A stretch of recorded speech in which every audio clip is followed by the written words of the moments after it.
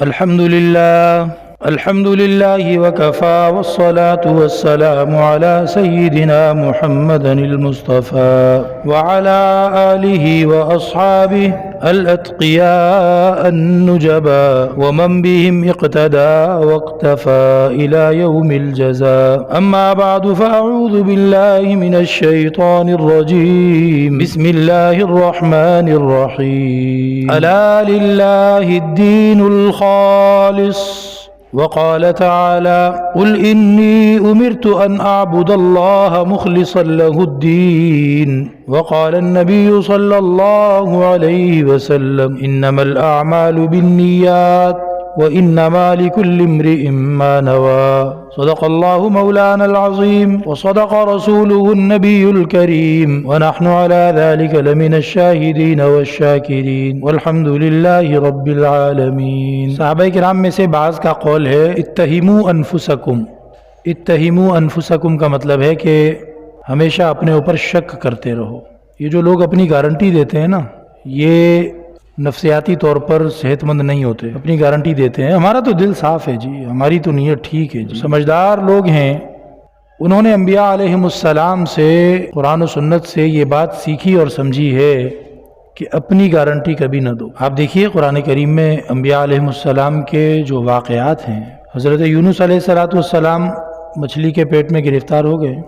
جو صورتحال تھی، جو کیس تھا، جو مقدمہ تھا، امت مسلسل نافرمانی کر رہی تھی، ایمان قبول کرنے سے انکار کر رہی تھی، اور اللہ رب العزت نے اپنے نبی کی محنتوں اور ان کی ہٹ دھرمیوں کو ایکنالج بھی کر لیا تھا. حضرت یونس علیہ السلام نے اللہ سے جب دعا کی تھی تو اللہ نے فرمایا تھا کہ ہاں کچھ کرتے ہیں، لیکن کب کرتے ہیں یہ تو اللہ نے نہیں فرمایا تھا. تو حضرت یونس علیہ السلام کے حق میں تھا سارا حساب کتاب.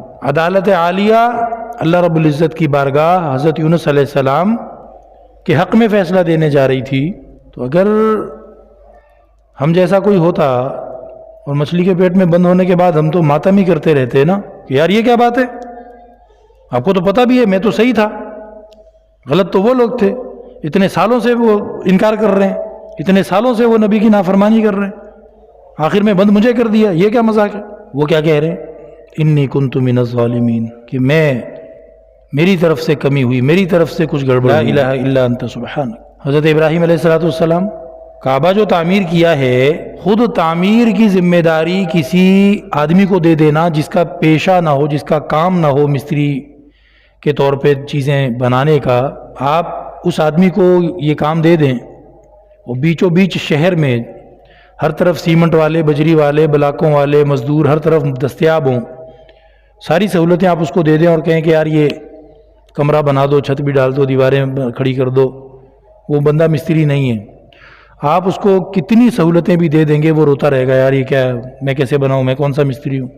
حضرت ابراہیم علیہ السلام کو جب کعبہ بنانے کا وہ ملک شام میں کہیں رہتے تھے، فلسطین کی طرف، ادھر سے حکم ملتا ہے کہ جاؤ. اور آگ کس نیت سے رہے تھے؟ وہ جو ایک صحت مند اور جوان بیوی کو وہاں چھوڑا تھا کچھ سال پہلے، اور گود کے بچے کو ان سے ملنے آ رہے. یہاں پہنچے تو فرمایا بھئی کعبہ بناؤ. بچے کو ذبح کرنے کی جو آزمائش وہ الگ، اور کعبے کے بنانے کی آزمائش الگ. سارے کام بہت ہی انتہائی درجے کے مشقت والے کام، اور کام کر لینے کے بعد استغفار کر رہے ہیں، ربنا تقبل منا انک انت السمیع العلیم وتب علینا انک انت التواب الرحیم. یہاں ایک پروفیسر صاحب ہوتے تھے، تو ان کی گاڑی کے نیچے بندہ آ کے مر گیا. مقدمہ چلا، کافی عرصہ مقدمہ چلتا رہا، آخر میں وہ عدالت سے بری ہو گئے. ہمارے ایک ساتھی نے کہا چلتے ہیں مبارکباد دینے، ہم بھی چلے گئے. مبارکباد دی جی، اللہ تعالیٰ نے آپ کو مقدمے سے بری کیا. کچھ بات چیت ہوئی. جب روانہ ہونے لگے تو میں نے ساتھیوں سے کہا کہ آپ لوگ چلے، میں ایک بات کر کے آتا ہوں ان سے. اکیلے میں نے ان سے کہا کہ دیکھیں جی، دنیا کی عدالت سے الحمدللہ آپ بری ہو گئے، خوشی کا مقام ہے. آخرت کی عدالت اللہ کی عدالت ہے. اللہ رب العزت اپنے فضل سے امید ہے آپ کو معاف کر چکا ہوگا، اور آپ نے جان بوجھ کے نہیں کیا ہوگا یقیناً، لیکن استغفار کرتے رہیے گا. تو وہ ناراض ہو گئے مجھ سے، کہنے لگے یار آپ عجیب بات کر رہے ہیں، آپ کیا سمجھ رہے ہیں، میں قاتل ہوں، میں کس بات پہ توبہ استغفار کروں، میں کون سا بندے کو مارنے کے لیے گاڑی چلا رہا تھا. تو میں نے ان سے عرض کیا کہ حضرت موسیٰ علیہ السلام کی سورہ قصص کے اندر وہ آیت ہے، حضرت موسیٰ علیہ السلام نے مکہ مارا تھا اسرائیلی کو، قبطی کو، تو حضرت موسیٰ علیہ السلام نے اس کی توبہ استغفار جاری رکھی. حالانکہ مکہ مارنے سے مرتا ہے کبھی کوئی؟ حضرت موسیٰ نے تو مکہ ہی مارنا تھا، اور اس یقین کے ساتھ مارنا تھا کہ بھئی مکہ ہی ماروں گا، بس جان سے تھوڑی مارنا ہے. بندہ مر گیا، اب اس میں قصور بنتا ہی نہیں ہے. تو اللہ رب العزت سے قرآن پاک میں ان کی توبہ استغفار، فلن اکون ظہیرا للمجرمین ربی بما انعمت علی فلن اکون ظہیرا للمجرمین، توبہ استغفار کے کلمات قرآن میں بھی موجود ہیں. اور حدیث میں آتا ہے کہ قیامت کے دن جب لوگ ان کے پاس جائیں گے کہ ہماری سفارش کر دیں تاکہ حساب کتاب شروع ہو جائے، تو حضرت موسیٰ علیہ السلام اپنا یہی جرم بتائیں گے کہ میں کس منہ سے اللہ کے سامنے جاؤں، کہیں اللہ یہ نہ پوچھ لے کہ وہ بندہ کیسے مارا تھا تو نے، پھر میں کیا بولوں گا. تو جو لوگ اپنی گارنٹی دیتے ہیں نا، نہیں جی ہم تو صاف ہیں، ہماری تو نیت ٹھیک ہے، ہم تو، یہ نفسیاتی طور پر ڈسٹرب، یا تو ان کو اس بات کا شعور ہی نہیں ہے، اور اگر شعور ہے اس کے بعد کہہ رہے ہیں تو پھر وہ نفسیاتی لوگ ہیں. اور اگر شعور ہی نہیں ہے، کبھی اس بات کو سوچا ہی نہیں تھا، تو پھر ان کو توجہ دلائی جا رہی ہے کہ ایسے نہ کہا کریں. اتہموا انفسکم. شیطان بھی قیامت کے دن یہی کہہ دے گا، وما كان لي عليكم من سلطان الا ان دعوتكم فاستجبتم لي فلا تلوموني لوموا انفسكم. مجھے کیا گالیاں دیتے ہو، اپنے آپ کو کہو تم سے غلطی ہوئی. انسان اپنے اوپر ہمیشہ شک کرے، اپنی گارنٹی کبھی نہ دے، اور اس شک کی وجہ سے گناہ کے مقام سے، گناہ کی چیز سے دور رہے، نیکی میں سستی کرنے سے بہت زیادہ چوکنا رہے کہ سستی نہ کر بیٹھوں کہیں. اس چیز کا نام ہے اخلاص. جب آپ اپنی نیت کو بار بار ٹٹولتے رہتے ہیں کہ یار میں کہیں گڑبڑ تو نہیں کر رہا، آج کہیں فوتگی ہو جاتی ہے، بندے جنازہ پڑھنے جاتے ہیں، اللہ کرے کہ ثواب کی نیت سے جنازہ پڑھنے جاتے ہوں، لیکن آپ نے بھی سنا ہوگا، میں نے بھی سنا ہے، او یار ادھر جانا ہے، نہیں جائیں گے نا، وہ بندے بولیں گے یار ہمارا باپ مر گیا تو آیا نہیں جنازے میں. تو اللہ کے لیے نہیں جا رہے، وہ بولیں گے اس لیے جا رہے. اور اس طرح کی بہت ساری مثالیں آپ کو مل جائیں گی. کسی بیمار کا پوچھنے جا رہے ہیں، اس لیے جا رہے ہیں کہ کل کو بولے گا تو آیا کیوں نہیں تھا، حالانکہ یہ تو ثواب کا کام ہے. نبی پاک علیہ الصلوۃ والسلام نے فرمایا کہ بھئی آج بیمار کی عیادت کس نے کی؟ حضرت ابوبکر صدیق نے رضی اللہ تعالیٰ عنہ عرض کیا میں نے. آج جنازے کے دفن کرنے تک کون پیچھے چلا؟ حضرت ابوبکر رضی اللہ تعالیٰ عنہ نے عرض کیا کہ میں. اور اسی طریقے پہ نبی پاک علیہ السلام نے کچھ سوالات مزید کیے. حضرت ابوبکر رضی اللہ تعالیٰ عنہ نے ہر سوال کے جواب میں عرض کیا کہ آج یہ کام میں نے کیا ہے، اور انہوں نے کیا تھا. تو حضرت نے فرمایا کہ کسی ایمان والے بندے کے اندر یہ سارے کام ایک دن میں جمع ہو جائیں تو وہ ضرور جنت میں جائے گا. تو یہی سارے کام ہیں، بیمار کو پوچھنے جانا، جنازے میں جانا. ہمارے ہاں جو روٹین کے وہ کام سمجھے جاتے ہیں کہ نہیں گئے تو اگلے پھر ہم سے پوچھیں گے تم کیوں نہیں آئے تھے، اعتراض بن جائے گا. اب ایک بندہ آج کا، ہمارے زمانے کا بندہ، ہم جیسا بندہ، اللہ معاف کرے، اگر ایک دن میں یہ سارے کام کر بھی لے گا نا، کسی بیمار کو بھی پوچھنے چلا جائے گا، کسی جنازے کو بھی دفن کرنے چلا جائے گا، اور بھی جو حضرت نے باتیں پوچھی تھی، تو چونکہ وہ اخلاص کا تصور نہیں ہے، اپنی نیت کو بار بار چیک کرنے کی عادت نہیں ہے، تو اس کو پتہ ہی نہیں ہوگا کہ یہ کام میں کیوں کر رہا ہوں. اچانک آپ نے پوچھ لیا نا یار کیا ضرورت ہے، وہ آگے سے فٹ سے بولے گا، یار اعتراض بن جائے گا نہ گئے تو پتہ چلا اللہ کے لیے تو جا ہی نہیں رہے، ہم تو اعتراض سے بچنے کے لیے جا رہے ہیں. بس اسی چیز کا نام اخلاص ہے. یہ اخلاص بڑی قیمتی چیز ہے. دیکھیں اگر عمل ہو اور اس عمل کے اندر اخلاص نہ ہو، باقی ساری شرطیں پوری ہیں، آپ نے وقت پر نماز پڑھی، نماز کی اچھی تیاری کر کے آئے، وقت پر نماز پڑھی، جماعت سے نماز پڑھی، تمام شرطیں پوری کی، عبادت کی نیت سے نماز پڑھی، صرف اللہ ہی کے واسطے نماز پڑھی. یہ جو آخری میں نے کہا نا صرف اللہ ہی کے واسطے نماز پڑھی، اس میں آپ گڑبڑ کر گئے. گھر میں کوئی مہمان آیا ہوا تھا، اس نے کہا یار نماز پڑھنے جانا ہے، وہ اس کی شرم میں آپ آ گئے، ورنہ تو آپ آتے ہی نہیں ہیں. آپ کہاں آتے ہیں مسجد میں؟ وہ تو بس مہمان نے کہا تو اب اس کے ساتھ تو آنا پڑے گا. تو نماز شروع کرنے سے پہلے اپنی نیت درست کر لیں کہ یا اللہ صرف تیری رضا کی خاطر پڑھ رہا ہوں. نہیں کریں گے تو اخلاص نہیں ہے. آپ تو اس دوست کے، مہمان کے یا میزبان کے دباؤ میں آپ آ گئے نماز پڑھنے، ورنہ آپ کہاں پڑھتے. تو دیکھیں ساری چیزیں پرفیکٹ تھیں، اخلاص نہیں تھا. حدیث میں آتا ہے کہ اللہ رب العزت فرماتے ہیں انا اغنی الشرکاء عن شرک، کہ اگر کوئی شخص کسی بھی عبادت میں، کسی بھی کام میں میرے ساتھ شریک بنا دے گا تو گویا اس نے اس دوسرے انسان کو یا دوسرے کسی بھی شخص کو یا کسی بھی معاشرے کو اس نے میرا پارٹنر بنا دیا، کہ یہ عبادت جو میں کر رہا ہوں، یہ عبادت، یہ دو جگہوں سے مجھے اس کا قبولیت اور اجر چاہیے. ایک تو اللہ سے چاہیے، اور ایک مجھے اپنے دوست سے، اپنے معاشرے سے، اپنے افسر سے، فلاں سے اس کی مجھے شاباشی چاہیے. تو اس نے اپنی اس عبادت میں اللہ کے ساتھ اس دوسرے کو پارٹنر بنا دیا۔ اللہ تعالیٰ فرماتے ہیں کہ جہاں کہیں پارٹنر کا تصور آ جاتا ہے تو ان پارٹنروں میں سب سے زیادہ جو بے پرواہ پارٹنر ہے، جس پارٹنر نے اپنا حصہ وصول نہیں کرنا ہے، جو پارٹنر اپنا حصہ چھوڑ کے الگ ہو جاتا ہے کہ مجھے نہیں چاہیے، سارا اگر دوسرے کو دے دو، اللہ فرماتے ہیں وہ میں ہوں۔ تو اللہ تعالیٰ اغنى الشرکاء، اس لیے ہم جو بھی کام کریں اس میں سب سے زیادہ اللہ رب العزت کی رضا ہمارا مقصد ہو۔ انی وجہت وجہی للذی فطر السماوات والارض حنیفا وما انا من المشرکین، صرف اور صرف اللہ کی فکر، اللہ کی لحاظ، اللہ کے ہاں قبول ہو جائے، اللہ کی رضا کے لیے کروں۔ آپ یہ کریں، آپ کا ہر کام نیکی بن جاتا ہے، آپ کا ہر کام نیکی بن جاتا ہے۔ اور اگر آپ یہ نہیں کرتے ہیں تو آپ کی عبادتیں بھی پھر نیکی نہیں رہتی۔ تو اس چیز کا جب ہم خیال کرنے والے ہوں گے تو وہ جو قرآن پاک میں اللہ رب العزت نے فرمایا قل انی امرت ان اعبد اللہ مخلصا لہ الدین، اے نبی آپ ان کو یہ بتا دیجئے مجھے تو بس یہ حکم ہے کہ عبادت اللہ کی جب کروں تو پھر اخلاص کے ساتھ کروں، مخلصا لہ الدین۔ جب مخلصا لہ الدین ہوگا تو پھر من المسلمین ہو سکے گا۔ اگر اخلاص نہیں ہے، اگر انسان ایک کام کرے اور اس کی بڑی تھکن اٹھائے، اس کام کی تھک کے اس کام کو پورا کرنے پر مجبور ہو اور وہ کام نمٹائے، لیکن اس کی نیت عبادت کی نہ ہو تو وہ عبادت نہیں بنتی نا۔ ایک بندہ جو ہے، مثال کے طور پر روزے کی بات کر لیں چلیں، اس کو کھانے کو صبح سے ملا ہی کچھ نہیں۔ ایک اللہ کے نیک بندے نے نیت کر کے روزہ رکھا کہ آج میرا روزہ ہے، اللہ کی رضا کے لیے روزہ رکھتا ہوں، دوسرے کو صبح سے ملا ہی کچھ نہیں، کھانے کے لیے پینے کے لیے کچھ نہیں ملا، یہاں تک کہ مغرب کی اذان ہو گئی، روزے دار نے جب روزہ کھولا تو اس نے بھی اس کے ساتھ ہی پہلی دفعہ آج کے دن کا کوئی پانی پیا، پہلی دفعہ آج کے دن کا کوئی لقمہ اس نے منہ میں ڈالا۔ تو دیکھیں مشقت اس نے بھی اٹھائی، پورا دن بھوک اور پیاس اس نے برداشت کی ہے، کیا اس کو روزے کا ثواب ملے گا؟ نہیں ملے گا، نیت نہیں تھی نا روزے کی۔ بغیر نیت کے عبادت بنتی نہیں ہے، بغیر نیت کے عبادت بنتی ہی نہیں ہے۔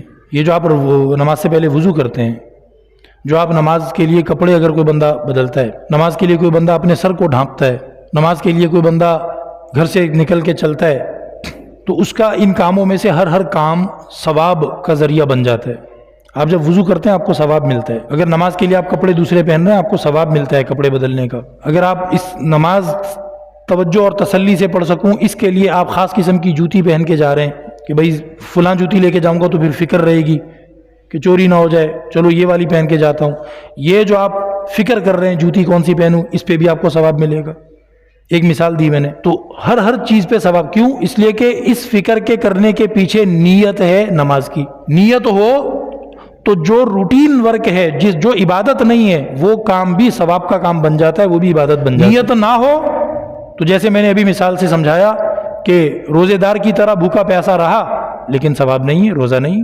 تو نیت کتنی اہم چیز ہے دیکھیں۔ اسی طرح نیت تو کی عبادت کی لیکن طریقہ اپنا کوئی اٹھا لیا۔ بھائی اللہ کے نبی نے تو فرمایا فجر کی نماز میں 2 سنت اور 2 فرض ہوں گے، اس کو آج جذبہ چڑھائے زیادہ کہتا ہے نہیں میں تو فجر کی 17 رکعتیں پڑھ کے آؤں گا، 4 فرض پڑھوں گا، پھر 2 سنت، پھر 2 نفل، پھر 3 وتر، پھر 2 نفل، 17 رکعتیں فجر میں آج ٹکا کے عبادت کرنی ہے جی۔ چلو سنت کے خلاف۔ اب نیت تو ہے لیکن جو طریقہ اور جو کام اس نے کیا وہ کام اللہ کے ہاں سے ریجیکٹ ہو جائے گا، وہ مردود ہو جائے گا۔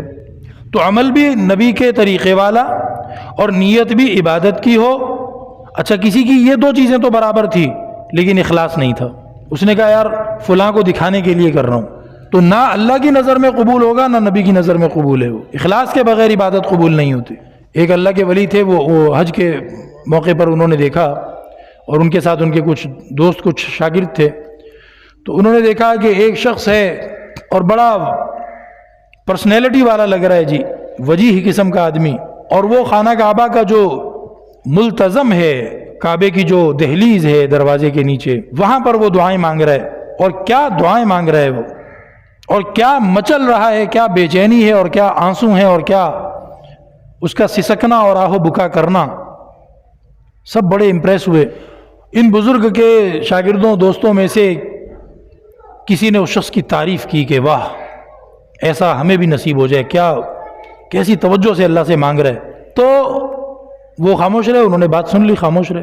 مسجد سے باہر نکلے ہیں تو ایک نوجوان کو دیکھا جس کے پاس خریداروں کا بڑا رش تھا اور وہ اپنا ٹھیا لگا کے چادر بچھا کے کچھ ضرورت کی چھوٹی چھوٹی چیزیں بیچ رہا تھا، مسواک اور کنگھی اور یہ اور وہ، اور بڑا رش تھا اس کے پاس، اور وہ کہتا ہے مجھے دو، وہ کہتا ہے یہ کتنے کا، وہ کہتا ہے یہ کیسے، اور یہ ان میں لگا ہوا ہے۔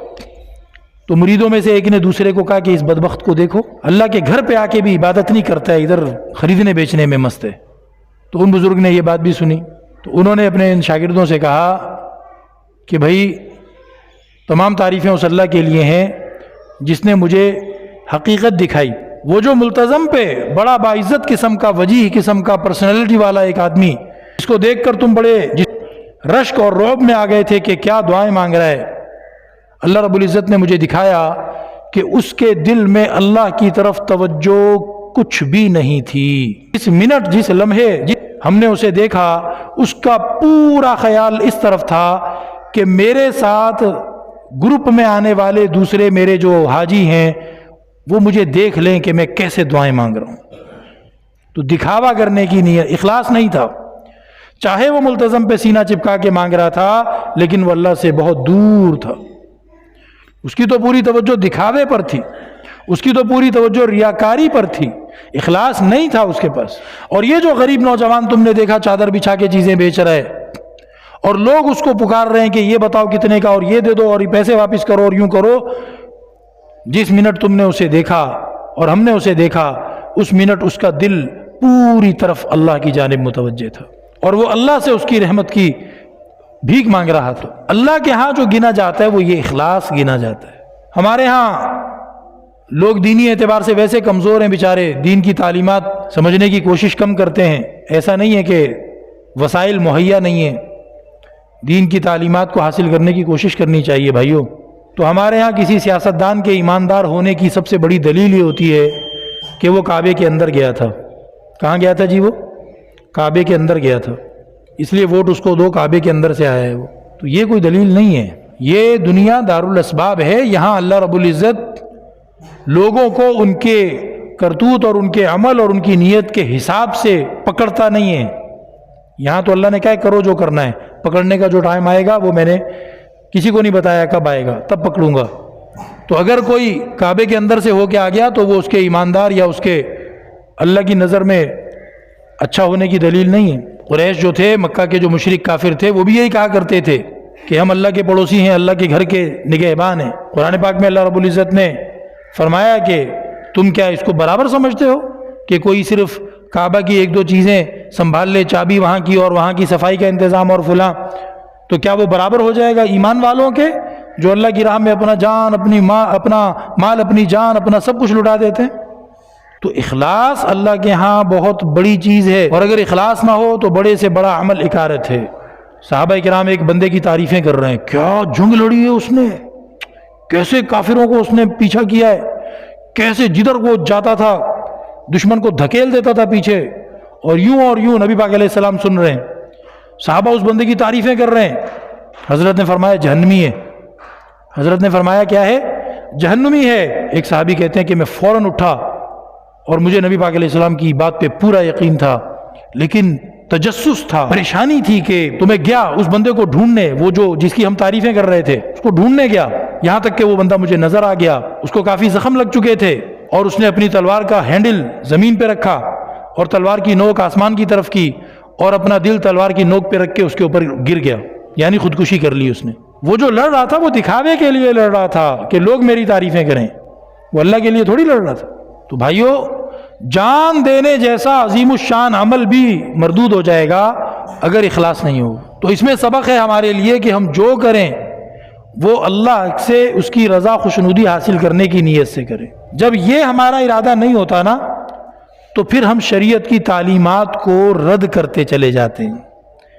خرچہ کر رہے ہیں، ایک خاص طریقے پہ کریں گے، اگر کسی نے توجہ دلائی کہ یہی والا خرچہ تھوڑا سا یوں کر لو تو کام وہی ہو جائے گا جو تم چاہ رہے ہو، ثواب بھی مل جائے گا، لیکن چونکہ اس میں دکھاوا نہیں بنتا، نہیں کریں گے۔